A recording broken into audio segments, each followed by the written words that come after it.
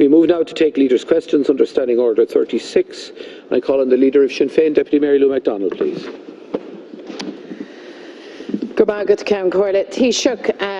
I have made the case to you in the Dáil on countless occasions that the half measures you've introduced to rein in Cuckoo Funds are woefully inadequate and they simply won't work.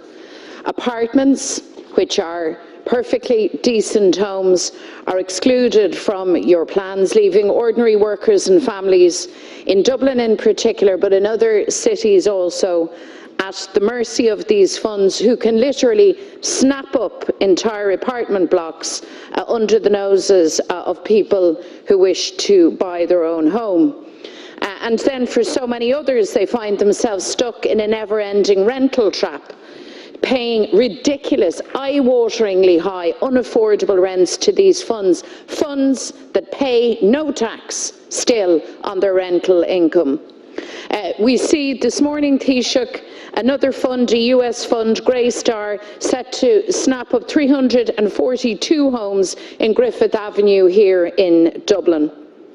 And I think it is a matter of great shame on your government that speculators in the housing market who are exploiting citizens in this state can buy homes ahead of hard-working families. And not only that, that these funds then charge workers and families sky-high rent, and then they pay no tax on their rental incomes. And none of that changes under your so-called plan. It is scandalous that these tax breaks still remain in place. But your decision to grant another tax break to allow and to encourage these same funds to buy up homes and then lease them back to local councils, costing well above what it would cost the state to build homes, is absolutely mind-boggling, Taoiseach. And it shows a complete contempt for our citizens who can't put a roof over their heads. It's also an absolute and disgraceful waste of taxpayers' money.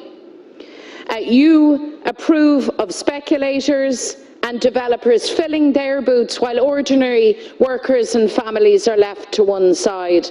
And so again this morning, a fund called Alpha Real Capital are snapping up houses and apartments in Finglas, in Tala and in Blanchardstown. They will lease these properties back to the state for the next 25 years. But not alone that.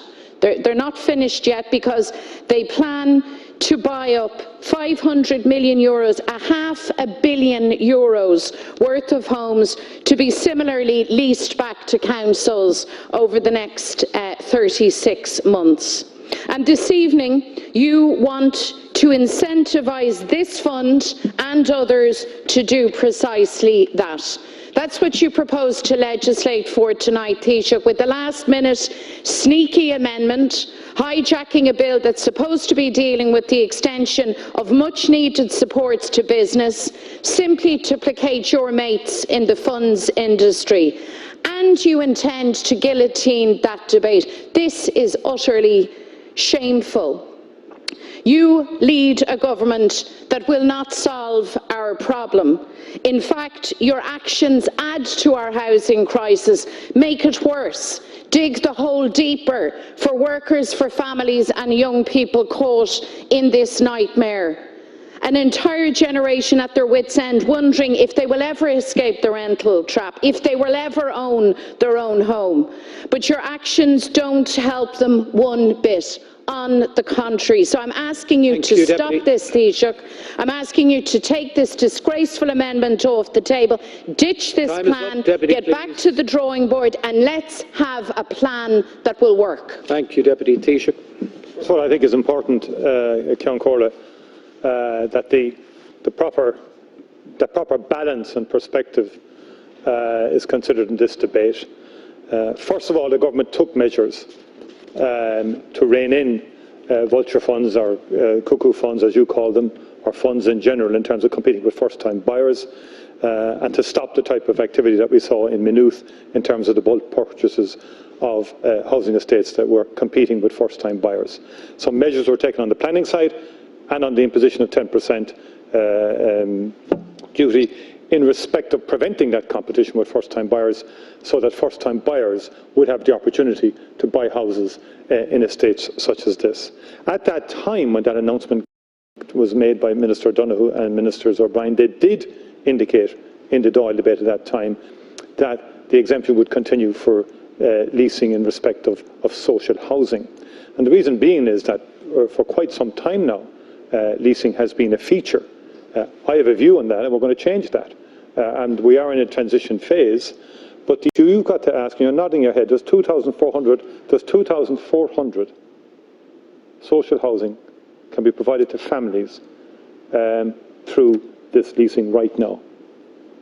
You just can't turn off the tap immediately. Yes, we can move to different models and transition to different models, which is what I want and which will be reflected in Housing for All.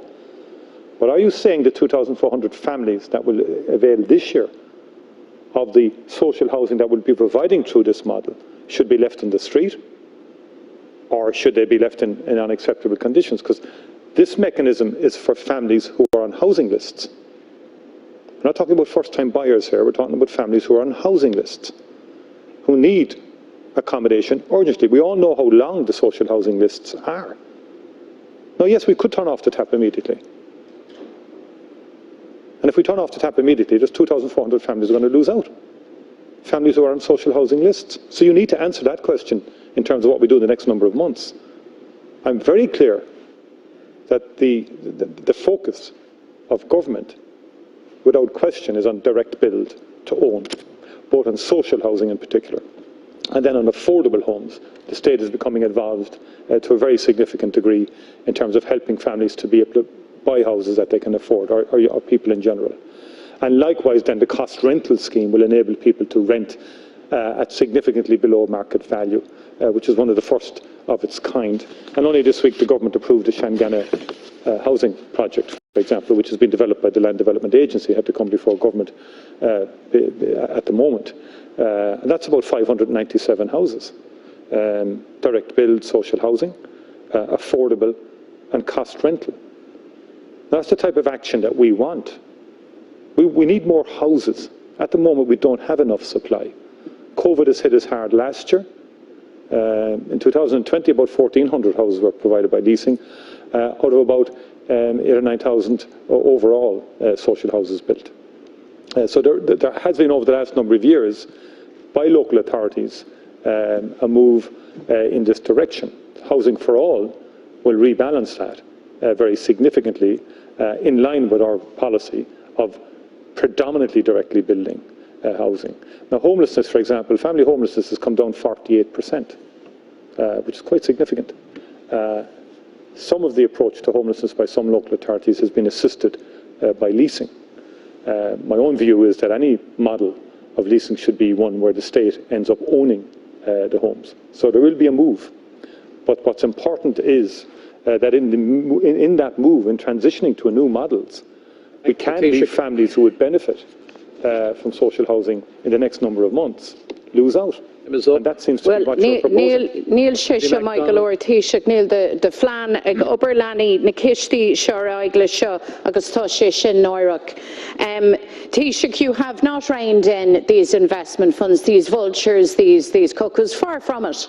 Your government facilitates their actions. Not alone do you allow them to snap up entire blocks of apartments and houses, but you incentivise, you actually give them a tax break for that behaviour.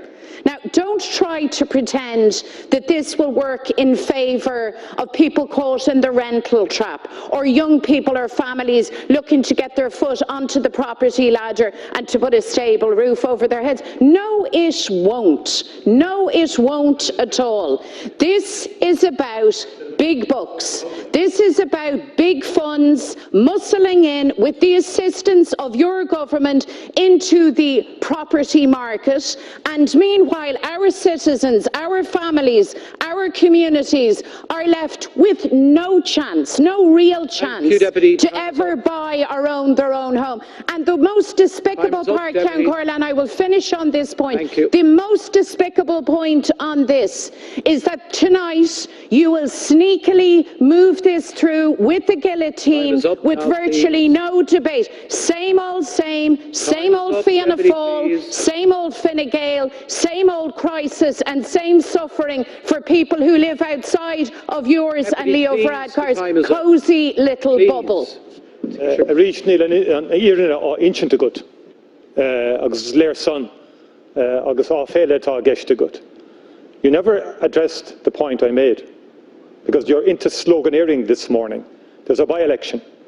You're into exploiting the housing issue for your own advancement, for electoral advancement. Because on the ground, all you ever do, same old Sinn Féin, oppose this housing project, oppose that housing project, whether it's in Tala, whether it's in Clondalkin, whether it's in Fingal, just oppose it, because we'll win votes locally and we'll court popularity. That's the same old Sinn Féin I've been watching now for the last 2 years. Let's ruthlessly exploit the housing problem for electoral advancement.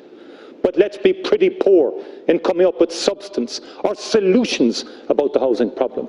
I asked you about the 2,400 families that could benefit from social housing under this model, which from my perspective isn't the ideal model. But we're in transition, and I asked you about those 2,400 families.